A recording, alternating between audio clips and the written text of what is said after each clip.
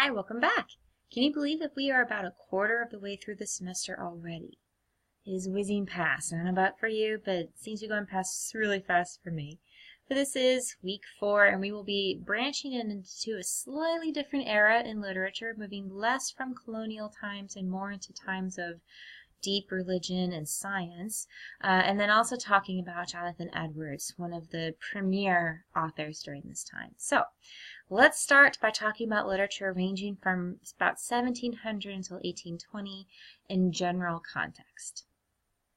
First, we are really phasing out that colonial period, and we're starting to move into what is known as the Age of Enlightenment, or just sometimes the Enlightenment. And this is when we stop focusing so much on survival and food and farming and shelter, and we're really starting to look at philosophy, science, cultural life.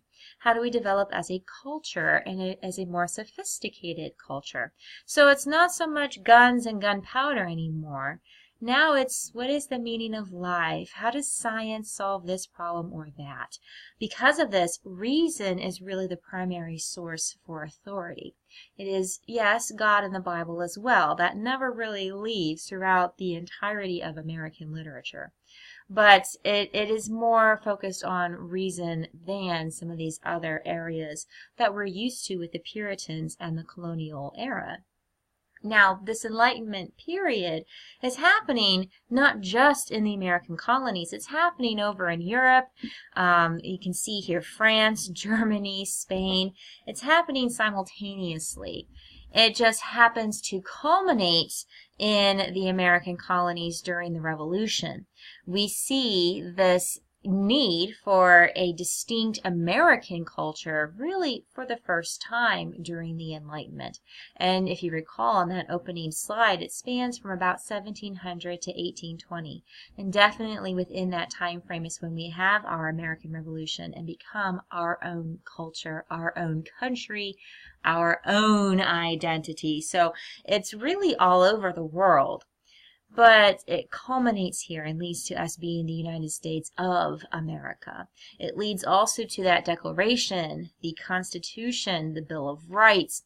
These are concerted efforts to move away from Europe, to move away from England specifically, and become our own identity. There was this conscious push by people such as Franklin and Jefferson to become our own separate and independent place. Well, it also led to things like the Boston Tea Party, where we just decided we've had enough. We are our own people. This doesn't make any sense that we still have to report to you, and we wanted to make a statement. Remember, this is the age of reasoning and intellectual, philosophical, scientific reasoning. So we're trying to make a stance. And the Boston Tea Party kind of kickstarts that. And it's the first time that we really stand up for ourselves as a people, as a group, and put our foot down and say enough is enough. And after that, we spawn images like this. Oh, I probably should have warned anybody who is reptile skittish. Sorry. All right, warning. There's an image of a reptile. But it leads to images like this, and you can see it says unite or die. It doesn't say unite or get kicked out. Unite or survive on your own. Unite or die. That is impassioned. That is the reasoning that led to the American Revolution. The Boston Tea Party leads to images like this and rationale like this, which leads to an independent America. Okay, snake is gone. All right, so the Enlightenment really, it's not a single movement. It's not a single school of thought. It's really a group of philosophies. It's really a group of values and ideas. Although it was less a set of ideas, yes, it was more so a group of values, but still, it's this mentality. The Enlightenment is a mentality. It was a critical questioning of our traditions, of our institutions, our morals, our customs, and reevaluating all of them, and then giving them rebirth through reasoning and science. And in doing so, establishing ourselves as our own country, establishing America. It really is because of the Enlightenment. I mentioned it also gives way to an era of science and scientific exploration. This is an image from that time, and you can see it's from a collection in New York currently. But it's from that time. People were experimenting with science all the time, trying to find answers to science. Isaac Newton emerges during this time, some other great scientific minds, because we're trying to solve all of these questions that we have, and we're able to really stop and look at the questions now because we are developing. Again, we're not so focused on making sure we live through the winter. Yes, it still is of concern, but it is not the one and only concern that we have. We have learned how to survive the winter, so we don't have to hunker down and focus so much on that. We can now start to look at reasoning and learning how to read and write and learning how science works and what is the meaning of life.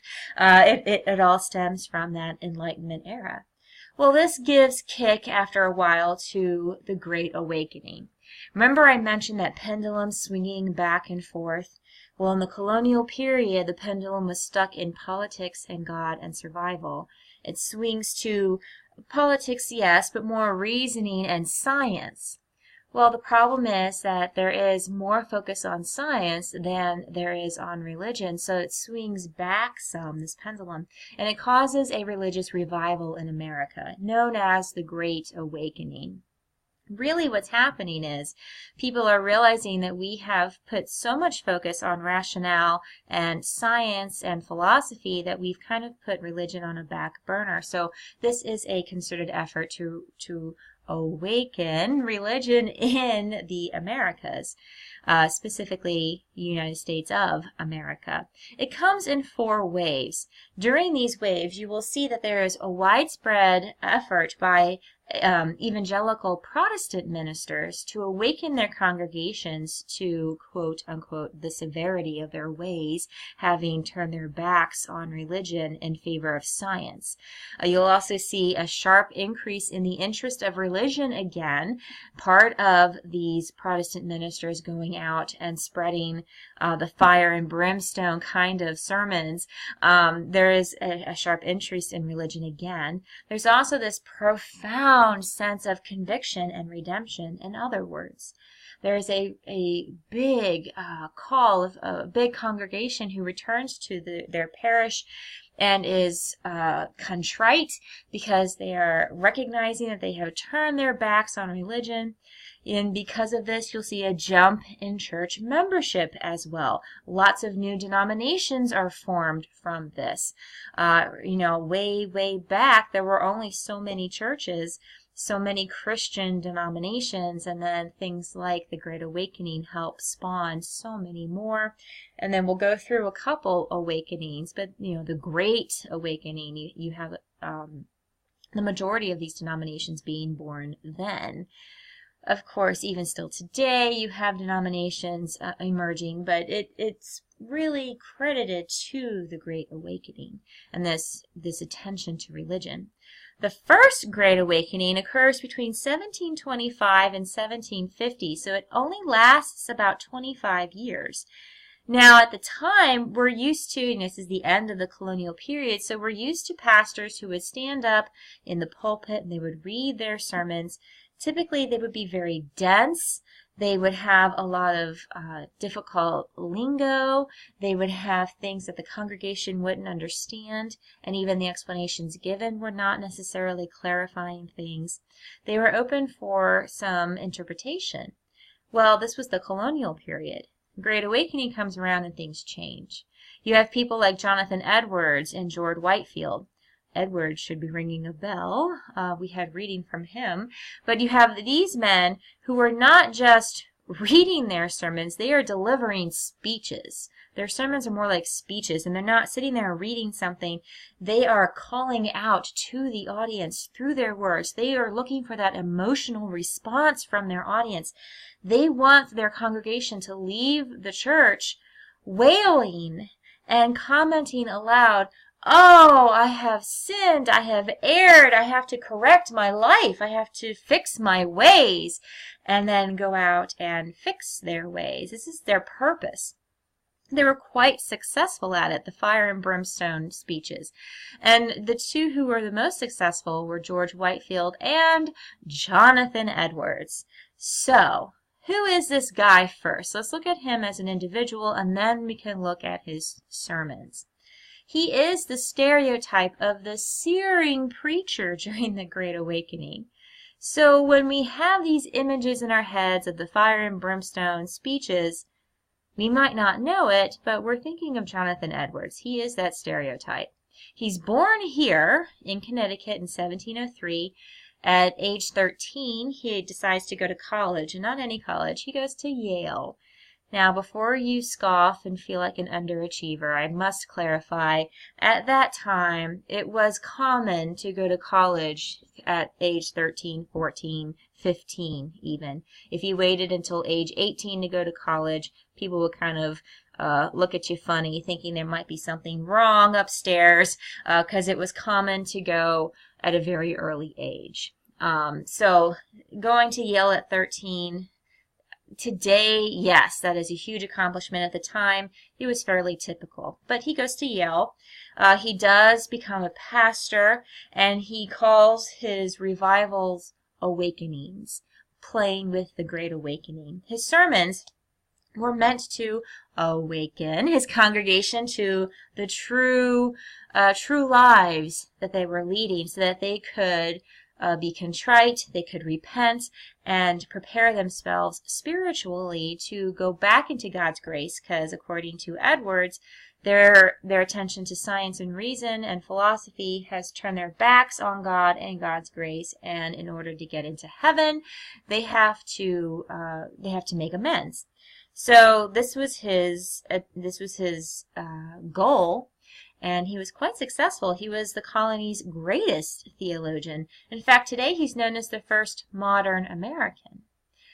When we say modern American, I have to clarify, we don't mean modern by today's standards modern. Of course, he wasn't tweeting his speeches and sermons, and he didn't have a YouTube channel, no.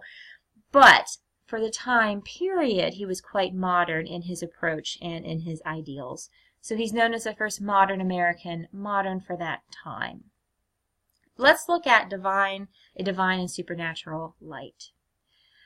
How does this sermon vary from the works that we have read so far? And so far they've been Puritans. They've been puritanical pieces.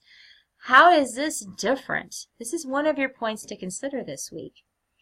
If you can figure out why you think this is different, maybe you can guess what the congregation's reaction is to this sermon specifically. I'm going to tell you what the reaction is to Sinners in the Hands of an Angry God, which we'll talk about in just a moment, after this actually. But what do you think is the reaction to A Divine and Supernatural Light? These are 2 points to consider for Jonathan Edwards. How is this different from the Puritans in what we have read, and then how do you think a congregation would have reacted? I'll pause, and you may as well pause this video so you can write down some notes for these 2 questions.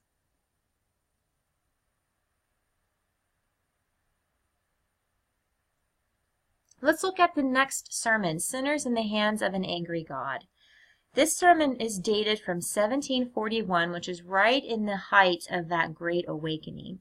His message really was meant to, we can see, destroy the religious complacency. He felt that his congregation had become comfortable in the error of their ways, and they were just moving along, doing their own thing, no problem, no need to change. And he was meant to go in and destroy that complacency and show them how they were a loose and indolent congregation. Again, to awaken within them the sense of repentance. Now, witnesses who were there Witnesses who saw him deliver his sermon and who saw the congregation said it was quite impactful because he spoke with a dramatic calm and a dramatic restraint. And this is what evoked an emotional response. People said that at the time you're used to shouting and fire and brimstone and in your face. But that's not what Edwards did for this sermon. For sinners in the hands of an angry God, instead of saying, "You are sinning, you are going to hell," instead of shouting it, he said, "You are sinning. You sinful people will be going to hell." By speaking with this restraint and this calm demeanor, it evoked such an emotional response.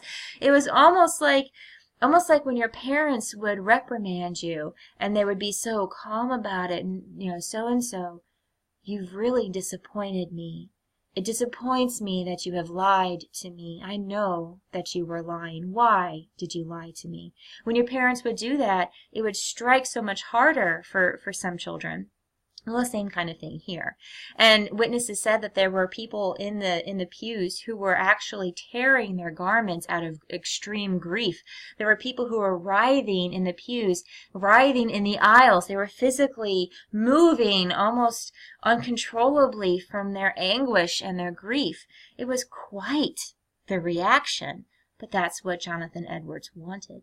So here's another point to consider. This one's specifically for sinners in the hands of an angry God. This is considered to be the most famous sermon in American history. Even still, people are still delivering sermons, and this, Sinners in the Hands of an Angry God, is to this day considered to be the most famous sermon in American history. Why do you think that that is true? Why do you think that this has stood the test of time and continues to beat out sermons, even current sermons, to be the most famous one? Put some thought into this as well. It is a point to consider. I'll pause again while you can be giving this some more thought.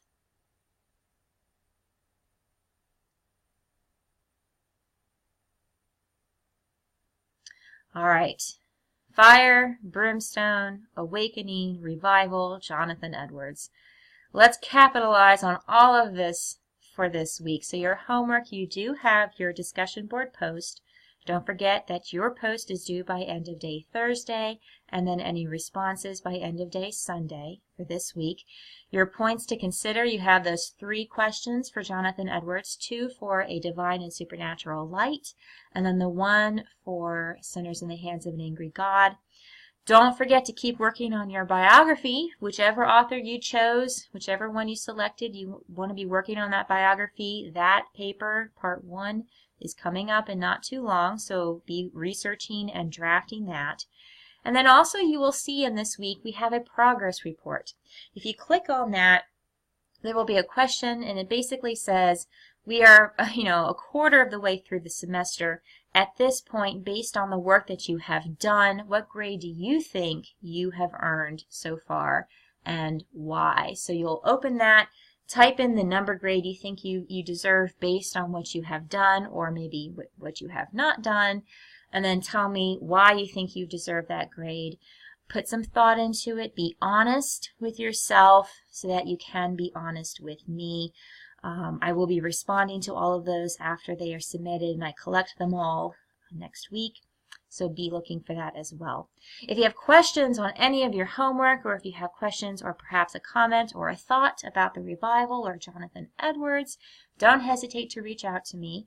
I'm happy to answer your questions or to engage in further discussion about anything discussed today.